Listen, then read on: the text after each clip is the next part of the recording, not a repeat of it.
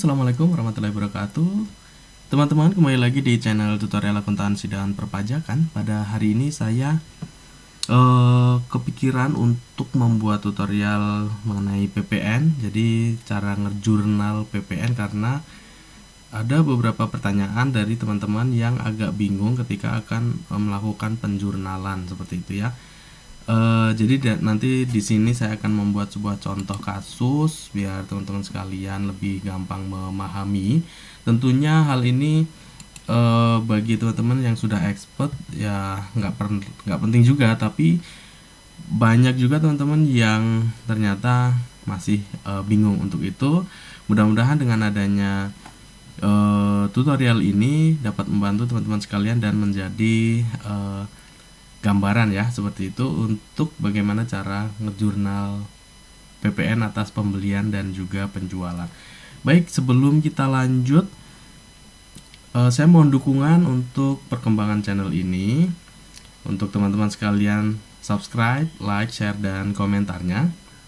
Oke, kita langsung saja. Di sini saya membuat judul cara melakukan jurnal PPN pembelian dan penjualan ke instansi swasta. Nah, nanti saya akan membuat juga ke instansi pemerintah. Kenapa saya pisah? Jadi nanti biar teman-teman atau di YouTube itu gampang mencari judulnya, gampang ketemu ya. Jadi makanya tidak saya jadikan satu video, melainkan saya pisah ya antara instansi swasta dan instansi pemerintah cara penjurnalan PPN-nya. Oke, di sini ada contoh kasus. Jadi pada tanggal 1 Agustus PT ABC melakukan pembelian barang seharga 1.200.000 belum termasuk PPN. Kemudian tanggal 5 Agustus PT ABC melakukan penjualan barang tersebut.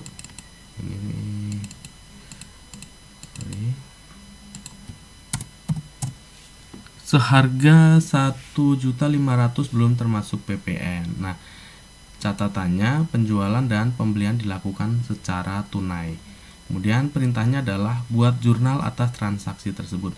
Nah, ini nanti kita akan membuat 4 jurnal ya, teman-teman. Yang pertama, kita akan melakukan jurnal penjualan pada pembelian pada tanggal 1 Agustus. Jadi ada dua metode, di sini ada metode periodik dan metode perpetual. Nah, untuk jurnal metode periodik sendiri itu adalah pembelian 1.200.000 ini ya tadi. Kemudian PPN masukannya 11% sebesar 132.000 dan dua-duanya ini tentunya di sebelah kredit. Kasnya 1332. Karena tadi pembeliannya adalah menggunakan tunai ya seperti itu. Nah, sedangkan untuk jurnal pembelian dengan metode perpetual adalah di sini akan menambah persediaan, PPN masukannya juga bertambah dan kas kita berkurang seperti itu ya. Nah, kemudian di jurnal yang kedua adalah PT ABC melakukan penjualan pada tanggal 5 Agustus. Berarti jurnalnya kas kita bertambah sebesar 1.500.000 ditambah PPN 11%, maka kasnya bertambah 1.665.000 rupiah dan di sebelah kreditnya penjualan, kemudian ada PPN keluaran. Jadi harus balance seperti itu. Nah, untuk jurnal penjualan metode perpetualnya adalah di sini kasnya bertambah sebesar 1.665, kemudian penjualan bertambah, kemudian PPN keluaran bertambah sebesar 165. Nah, yang membedakan di sini untuk di metode perpetual harus di jurnal juga HPP dan persediaannya ya seperti itu. Jadi HPP-nya adalah 1.200.000 tadi yang pembeliannya tadi ya. Kemudian persediaan kita berkurang 1.200.000. Oke, jurnal yang ketiga, di sini ada jurnal penyesuaian SPT dan biasanya SPT PPN ya, biasanya dilakukan pada akhir bulan atau pada tanggal 31 Agustus, di mana di sini kita akan melakukan jurnal balik.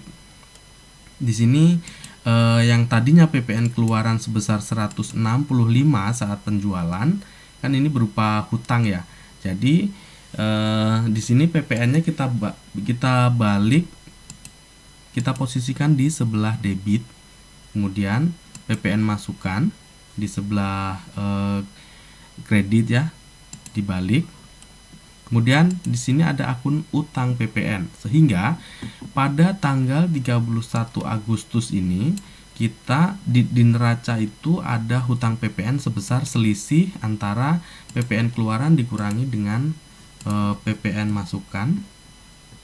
Ini dikurangin ini sebesar Rp33.000. Ini adalah utang PPN yang akan muncul di neraca per 31 Agustus. Nah, kemudian di sini ada saat pembayaran utang PPN pada September. Jadi untuk PPN sendiri dilakukan pembayaran maksimal tanggal 30 bulan berikutnya. Sehingga di sini juga kita akan lakukan jurnal balik ya. Jadi utang PPN-nya berkurang sebesar 33.000, kemudian kas kita juga berkurang sebesar jumlah yang sama, yaitu 33.000. Nah, ini tadi teman-teman sekalian cara ngejurnal PPN, penjualan dan pembelian. Di sini saya berikan contoh untuk metode periodik dan metode perpetual, dan mudah-mudahan ini jadi sedikit gambaran untuk teman-teman sekalian yang sedang mencari referensi terkait bagaimana cara menjurnal PPN untuk transaksi dengan instansi swasta atau perusahaan swasta. Mudah-mudahan berguna. Terima kasih. Assalamualaikum warahmatullahi wabarakatuh.